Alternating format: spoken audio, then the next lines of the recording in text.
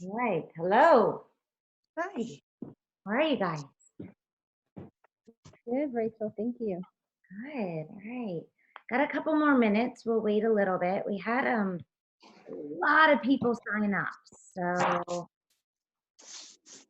we're excited.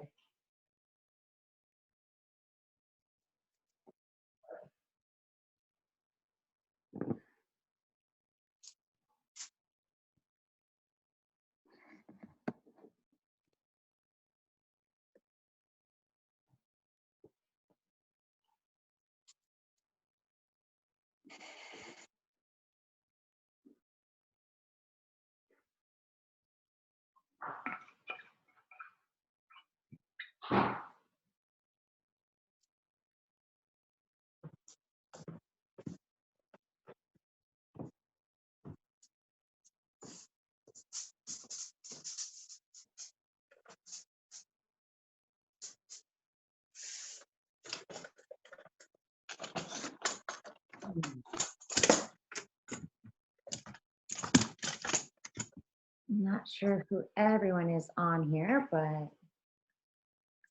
excited to meet everyone.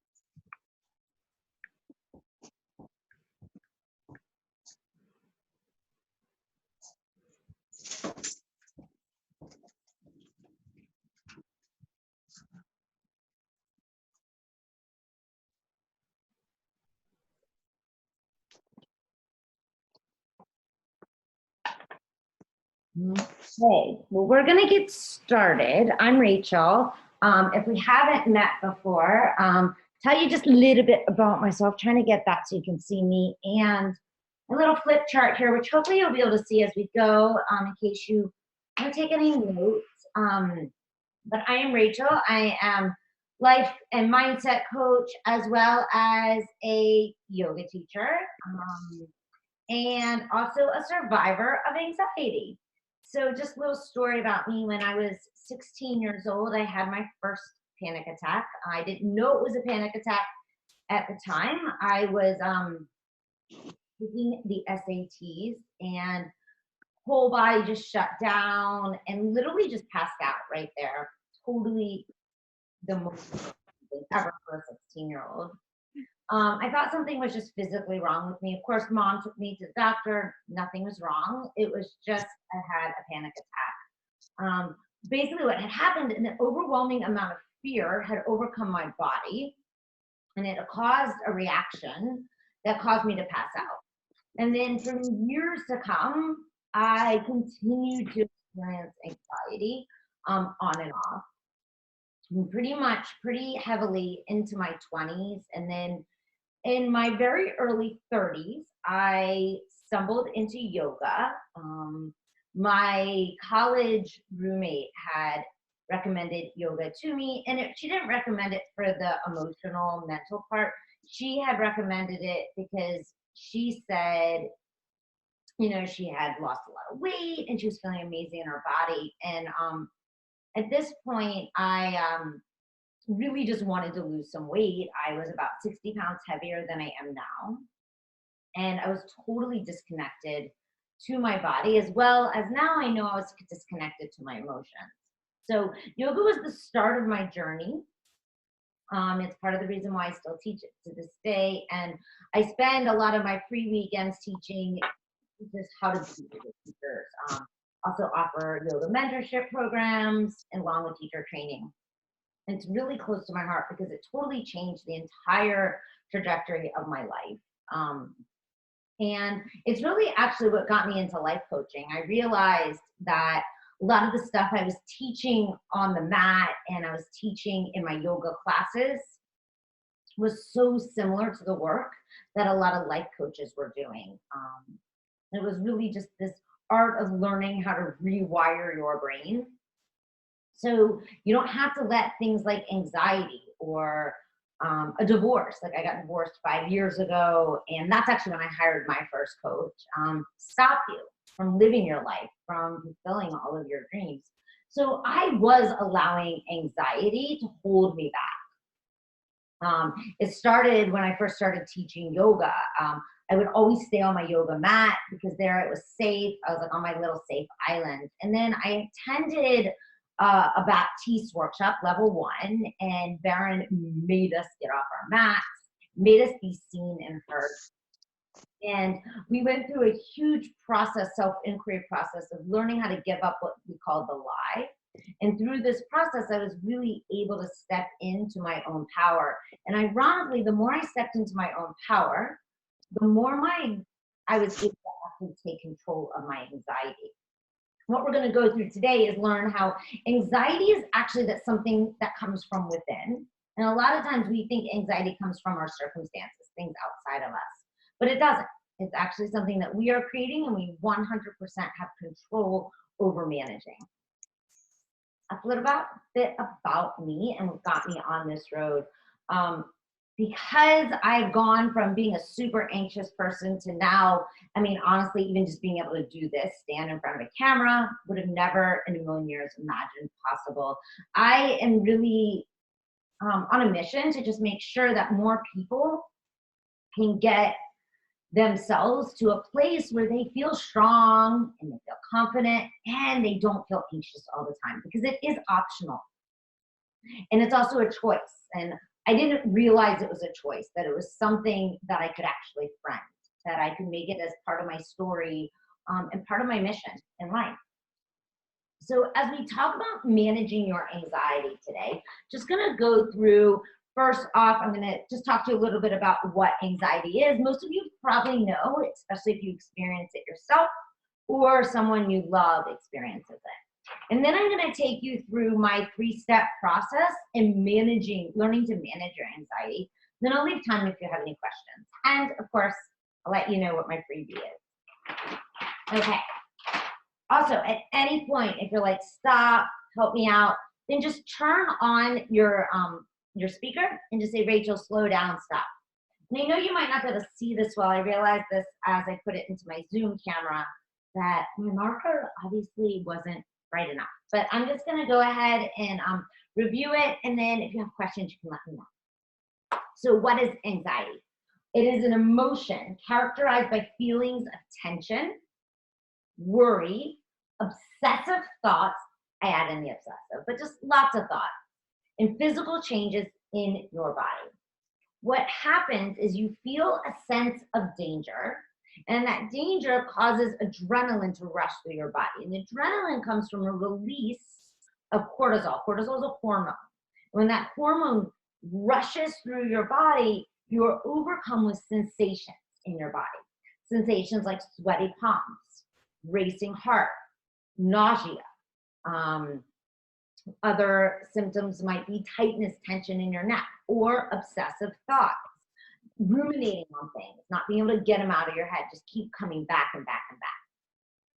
So what happens is the primitive brain, so our brain that comes from our limbic system, so the brain that we are all wired from, was created for survival, right? Back in the day when we were cave women, cavemen, if we stepped out of the cave into danger, we were likely to get eaten and die.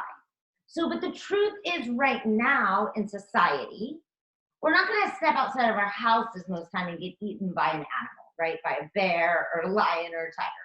Not most times. So most of our stresses nowadays are related to work, family, and health. These days, especially with the coronavirus, a lot of people are feeling very overwhelmed, very anxious. And that anxiety is coming from inside of them because they feel totally out of control of their own life. But here's the great news is you do have control. You may not have control over what the government says, whether your business can be open or shut right now, but you have 100% control how you want to think about it. And when we determine what we think, then we create different feelings, different emotions, different sensations in our body. And those emotions, those sensations in our body are what create the reactions that we take. They're the reactions that we do or don't do. So they're the actions. And then that creates every result. So we're going to move into step 1. And there's going to be a little, you're going to have to do a little work here, guys, today. So step 1 is identify and locate your anxiety. Okay? So we all create this inside of our body. I want you to think of your body. This is your temple for your soul. Okay? So when you create anxiety, you create it inside the body. It's not outside of you, it's inside of you. So finding in your body is super important. So right now, close your eyes wherever you are, unless you're driving, which I don't think you can be on Zoom and drive. And I want you to do a body scan, okay, right now.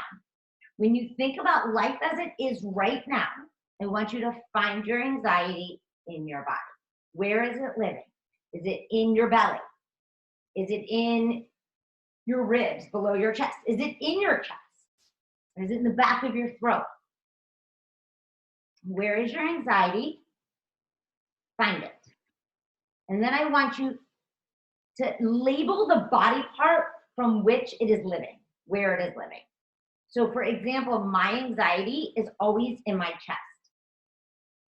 So then once you've labeled where it is, located it, I want you to put your hand on that part of your body. And I don't care, you grab your boobs if you want, wherever it is, right? Your belly.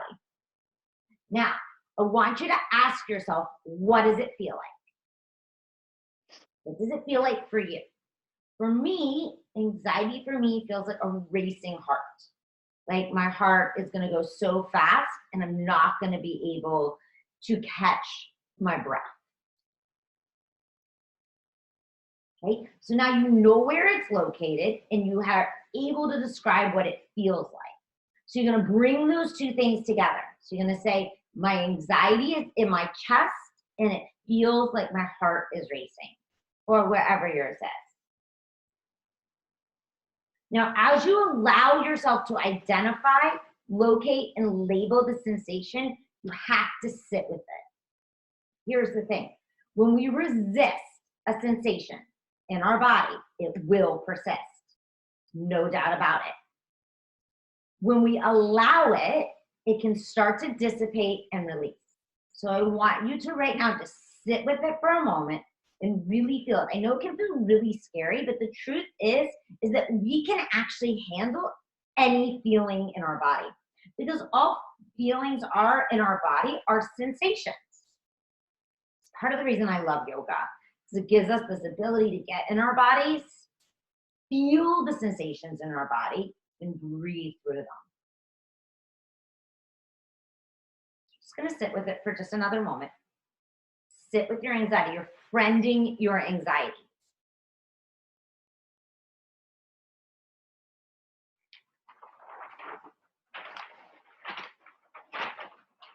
Okay. Now that you and your anxiety are friends, right? You don't have to be enemies anymore because you are fully aware, right?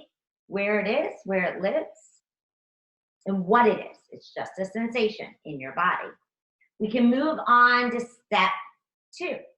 And step 2 is learning to understand your anxiety, where it's coming from. It is created from within, which we already mentioned, and it comes from specific thoughts in your brain. So it doesn't come from the circumstance.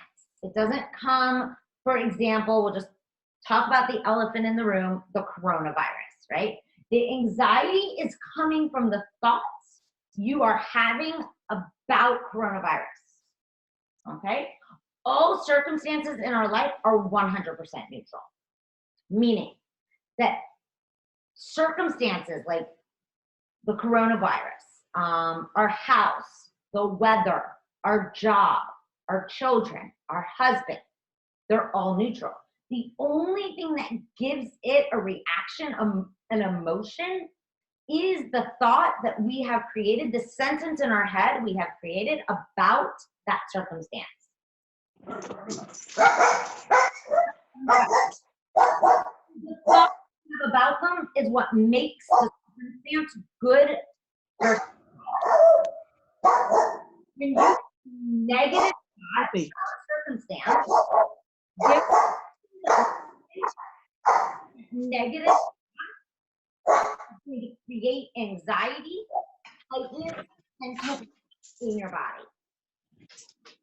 I'm late, sorry. No worries, just join in. Okay, I'm eating dinner and I'm late, so I'm going to mute this. Anxiety right now. Talking about how anxiety is caused from within and not from our circumstances, not from anything outside of us. So we must start to understand our own thoughts. So in order to start to understand our own thoughts, we have to allow ourselves to get quiet. In yoga, we call it meditation. But in truth, it's just sitting with yourself and observing your own thoughts. So again, close your eyes and sit up tall. Feel your shoulders just soften for a moment. And I want you to go back to locating your anxiety. Where is it? What does it feel like? And then I want you to sit with it. And while you sit with it, I want you to allow whatever thoughts to come up. And I want you to just watch them. So I want you to imagine right now you're at the bottom of a sea and you're scuba diving. So you've got your big scuba gear on, got your oxygen, right, going through the mask. But you have to really focus on your breath to make sure you keep that breath flowing. But while you're breathing, everything that's around you, like all the coral, maybe there's a ship on the surface floating by, fish, maybe even a dolphin, I don't know, whatever's going by, those are your thoughts. And they're just sort of floating, but you're not attached to any one of them. But I do want you to be very aware and present to what they are. Because this is really good information. Learning to watch your thoughts is powerful.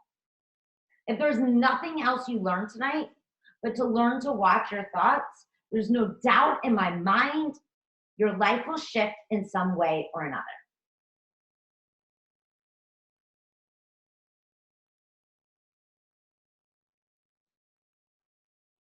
Okay, I want you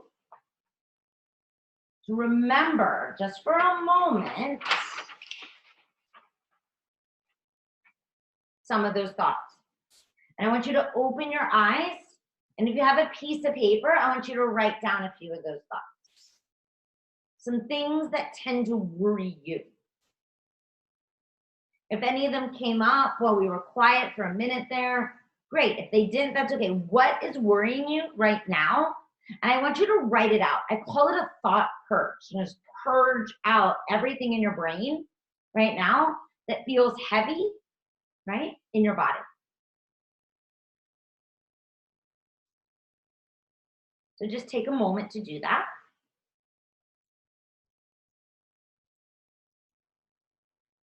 And while you're doing that, notice if you feel any sensations in your body.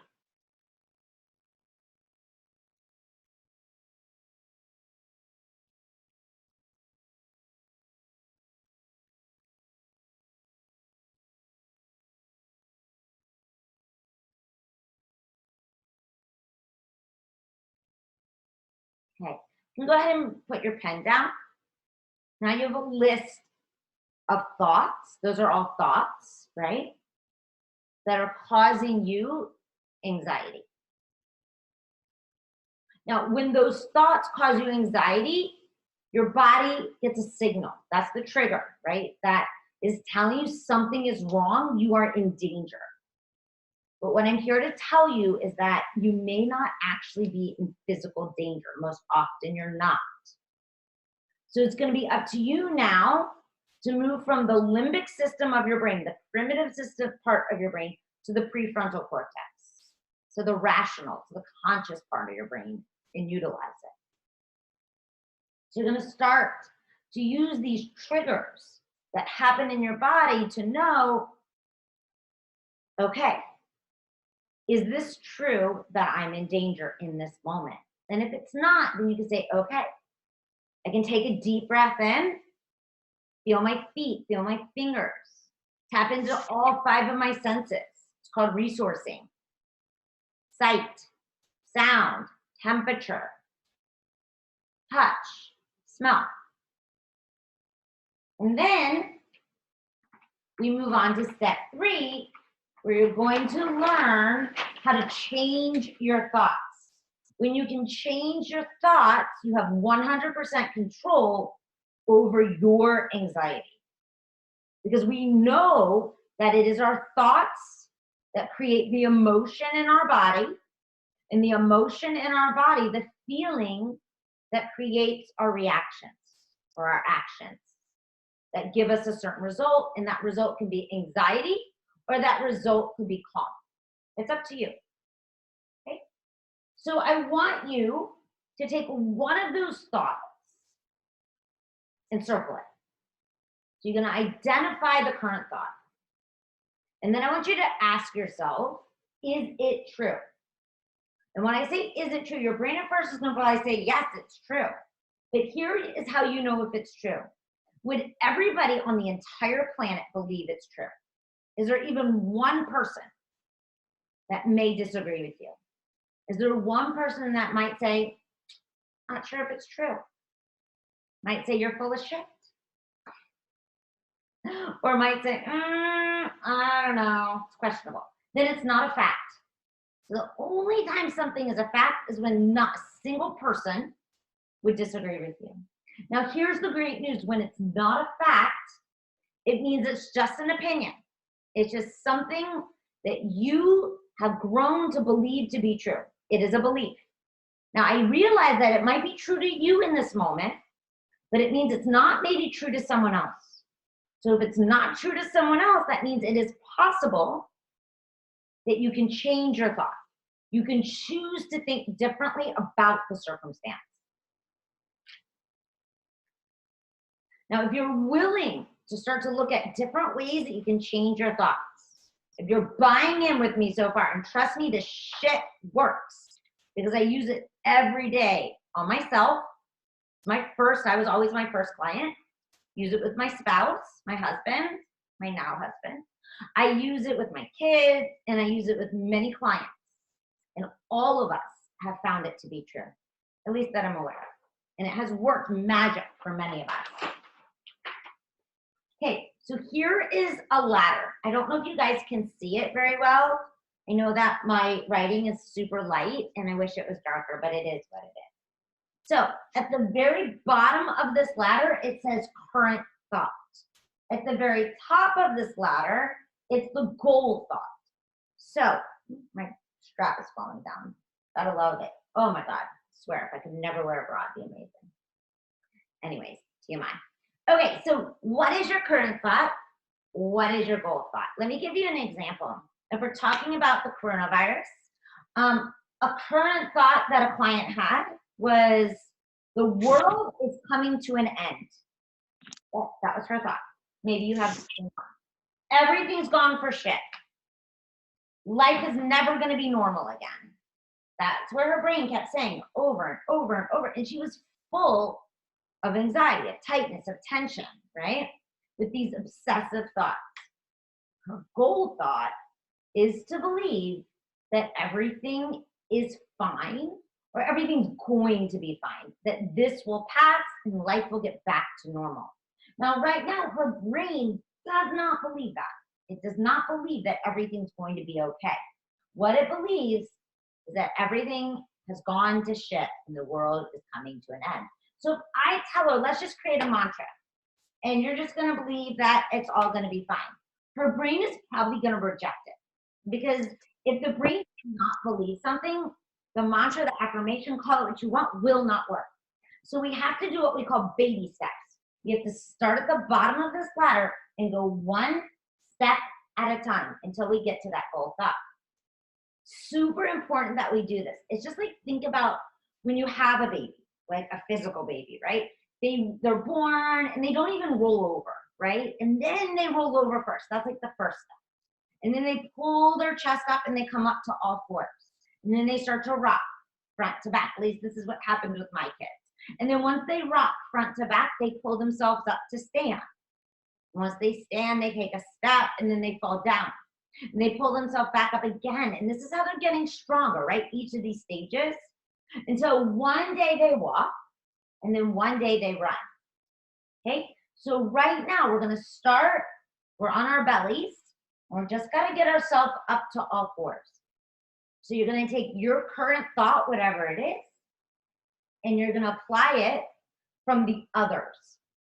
So for example, if her current thought was, the world has gone to shit, or my world has gone to shit, because you want to really put it back on yourself. I take her to others, and I say, if others believe that the world is going to get back to normal, right? Other people believe that. She doesn't believe it, but other people do. And then we move up to its one day, but the world would get back to normal. Now that she gets there, once you believe that, she's going to move to it's possible that the world is going to get back on track, that this virus will pass and everything's going to be fine.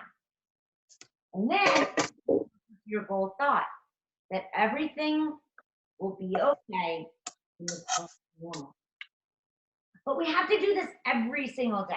We have to go through our thoughts and manage our own minds. We have to start to notice the thoughts causing us the anxiety, the sentences in our head. I'm going to share with you guys just a little bit of my daily tools. Stuff I learned from my coach and some coach friends in yoga. Okay? So I start every morning breath work. I wake up, I call it RPPM. Rise, P, gotta pee first, and then breath work. So if you're new to breath work, where I recommend you start is conscious breathing. Belly, ribs, chest, ribs, belly, and start to extend your exhales longer than your extend the exhales, inhale, the nervous system starts to slow down a bit. Very powerful. You can use it at any time, all the time.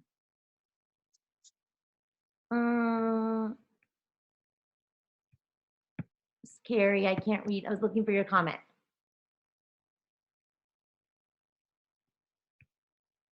Okay. She said, you guys, oh, yeah, I get, am I too loud?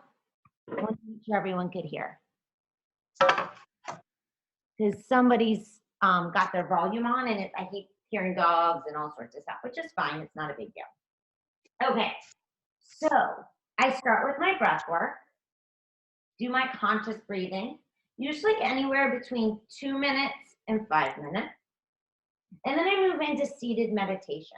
And if you don't want to call it meditation, you can just call it watching your thoughts. Because sometimes when I tell clients or I speak to friends about like you should really meditate, it freaks people out. They think there's a right and wrong way of doing it, and there's really not. It's just sitting and observing your thoughts is a great place to start.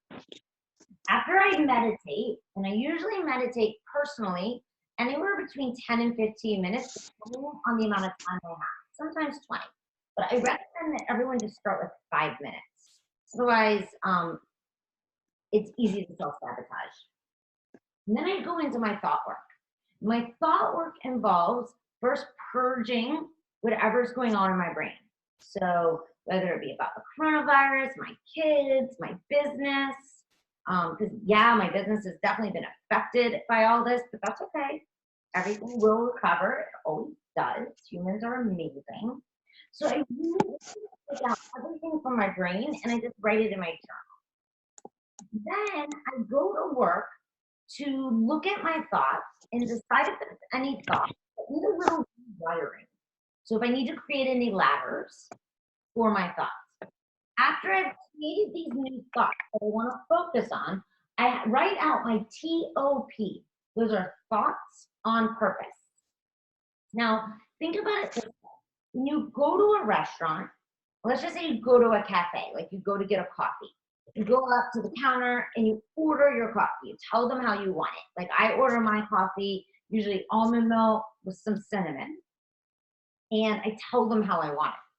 But most of us wake up every day and we forget to tell our brains what to think. So they just go automatically to default, whatever they've been wired to think for the last 10, 20, 30, 40, 50 years. And what you want to start to do is actually direct your brain. Tell it what to think. So I create my intentional thoughts, what I want to think for the day, thoughts on purpose. And the last thing I do is I move. It is so important to move your body, whether it be yoga, or you take a walk, or go for a run. These days it's not going to be at the gym. But we all can still move our body. It's so important because tension gathers in clusters in our body. And if we don't move our body, it just builds and it holds and it creates a lot of dis-ease in the body. And the word dis-ease, when you put it together, is disease. And we don't want to do that. And I do believe as we move the body, we release so much of that tension. So these are my tools. I start my morning with my breath work, a meditation, basically observing my thoughts. I do thought work, which includes taking out a journal, writing down everything going on in my head. I look at the thoughts and I circle the ones that are not serving me. I'm not always aware of that, so sometimes I need to reach out and get some help. And then I create thoughts on purpose. The thoughts, the things I want to believe for the day. And then, of course, I move my body. So one of the things I wanted to offer today, my free offer, I mentioned in my email, that I was going to have a free offer, is my one-on-one coaching. So my one-on-one coaching program includes meditations for you, prescribed breath work, help you see your own limiting beliefs so we can create those thoughts on purpose for you, especially if you're not aware of them. Tools to rewire your brain to get you out of those negative thought loops.